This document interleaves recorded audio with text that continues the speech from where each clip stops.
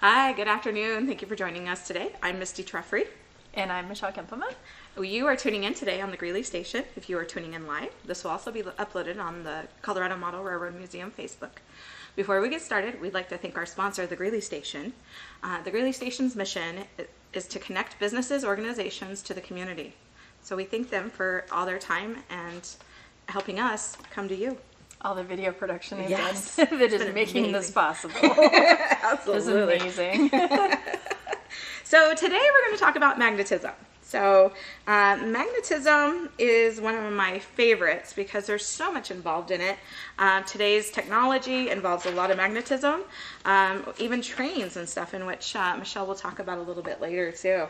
So what I do want to talk about before we get started on today's experiment is safety first. Magnets can be harmful if swallowed. Your kit does not have any magnets. We will actually be doing electric magnetism using electromagnets, using using the magnetic field. So, but just in case anybody is playing around with the magnets on the fridge, let's not play with those to the point that any of them are consumed. So my favorite part is that, did you know magnets are used in electronics today?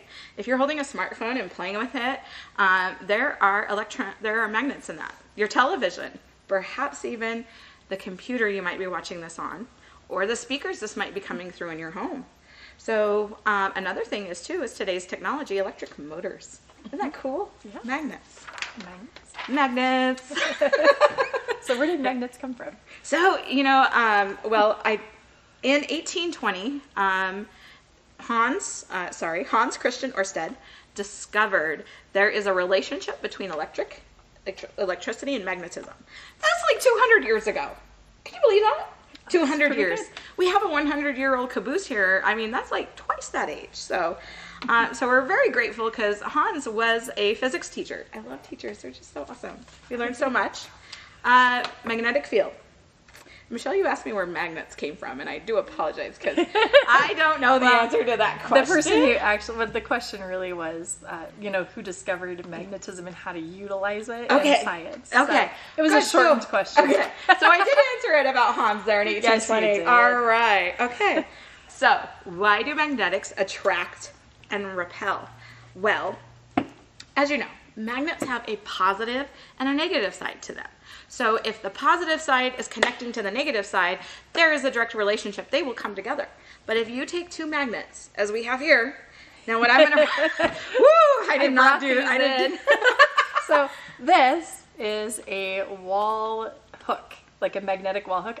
We bought these to take on our cruise ship because the walls are metal. Oh, awesome. And like to hang our jackets on. Okay. So that's where this came from. And I noticed when I was packing them what strong magnets they are. And there is no possible way to put them together where the two circles are equal to each other. So it has a magnet in the middle and it's surrounded with a metal case. So what happens is you try to push it together and there is no way that is going to go together straight on each other. And what happens is if you push too hard, it'll slip to the side real fast and it'll be one over the other because it's sticking to the metal around the edge. Now, in science, it's all about experimentation. What if you and I traded one? What if I traded you this one? There's that one. Okay, let's see. Same thing. Can you feel that force when you try to push it? And then it like knocks it out, so it can around. Go. It does not want to go together. So, this so is you so can grab interesting. some magnets off your fridge if you have a really strong magnet. It takes a pretty strong one to really feel that. Sometimes some of them aren't strong enough, but try it. Try pushing two together like that. Woo!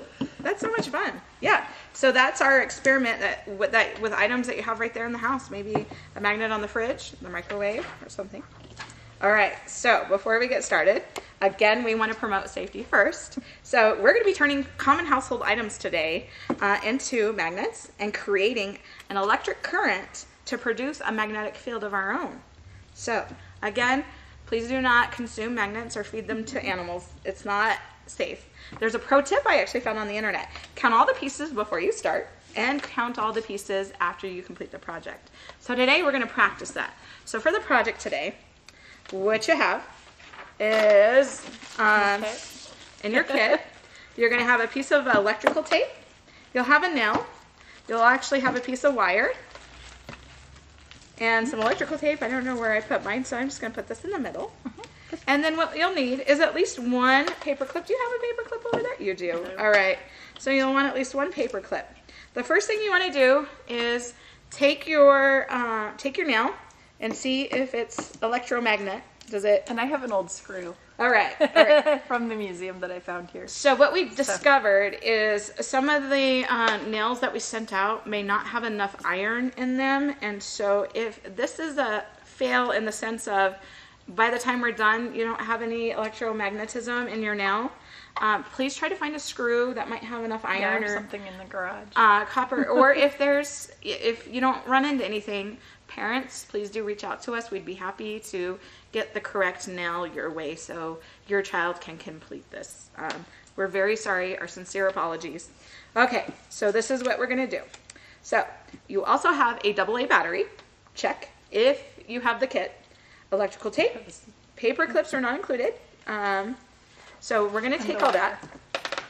And as the experiment begins, as we've already tested our nail, what we want to do is we're going to wrap the wire around the nail like so, and we're going to do 10 to 20, you can do 10 wraps, and then you'll take a piece once that is complete. I'm going to start.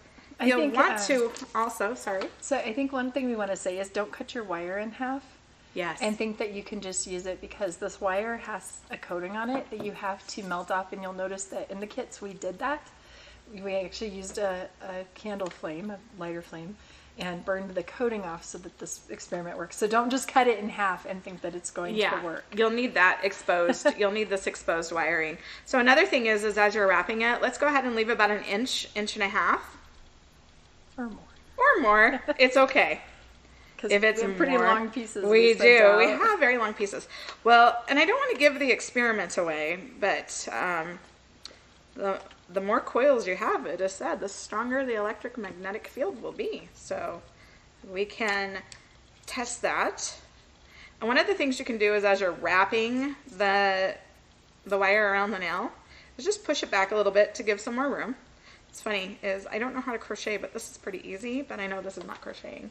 It's more like knitting, actually. Is it? Yeah, okay. if you've ever knitted. Nope, I don't have that skill either. It's much more like knitting than crocheting. I'm not a crafty person. Okay, I have a lot of extra, but I'm just going to leave it. All right, so then what you have is like this here.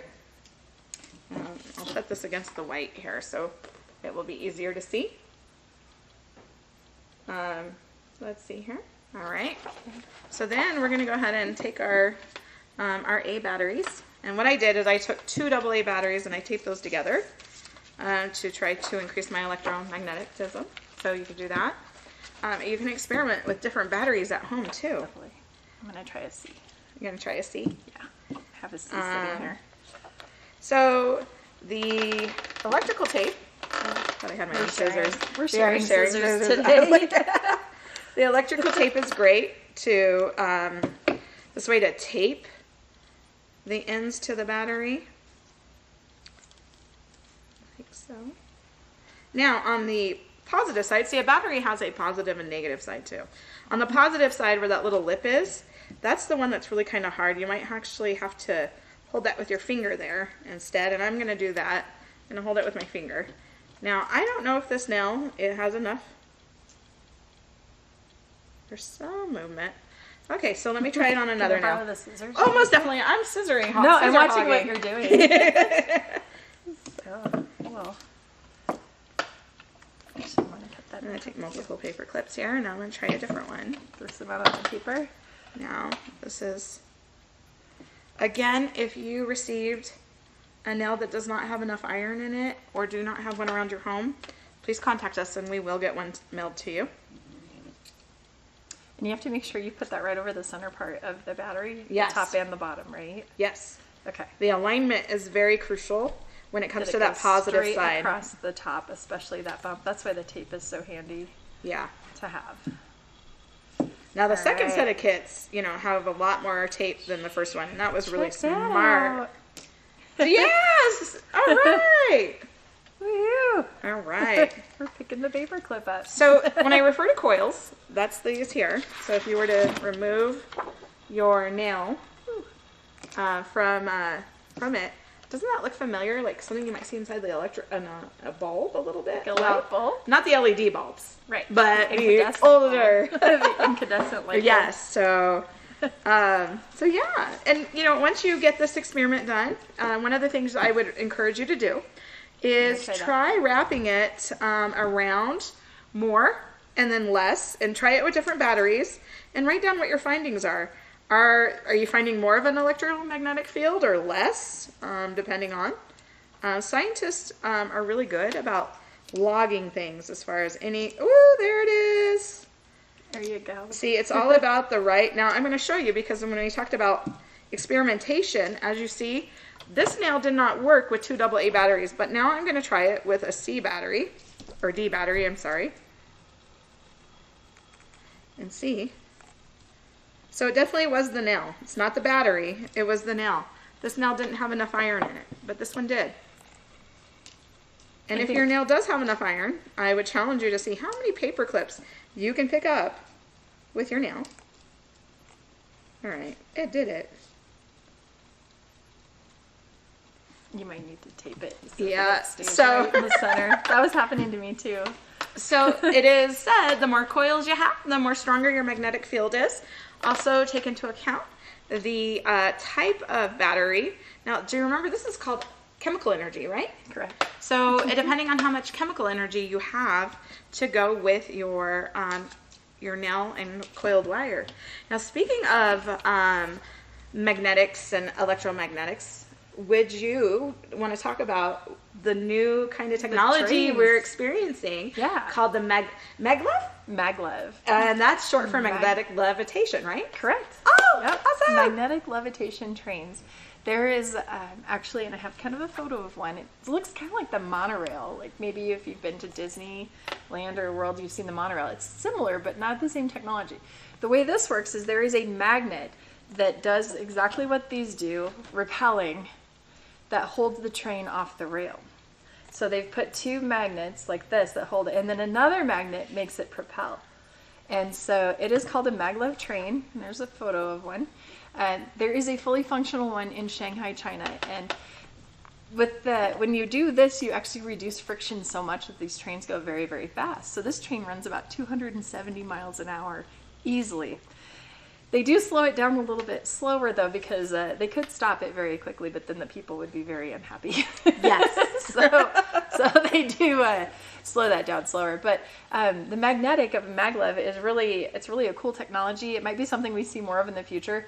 The biggest hurdle right now is the expense of having the magnet in all of the rail. And so they're very expensive to build, but once they're built, they're easy to maintain. The cars are very inexpensive to build. And the fuel cost is extremely low. There's that. So we might see more of these in our future. Well, it'll be interesting to see what 10 years and 20 years down the road looks like with magnetic technology. Yes.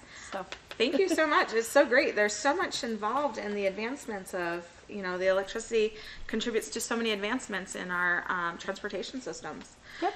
Well, before we sign off, we do want to encourage you to keep experimenting. Again, try it with a C, a D, 2A batteries, and let us know which one has a stronger magnetic field for you. So, and let's see how many paper clips you can pick up too. Yeah. All right. We'll see you. Thanks for joining us. We'll see you on Thursday. Thank you. See you next time.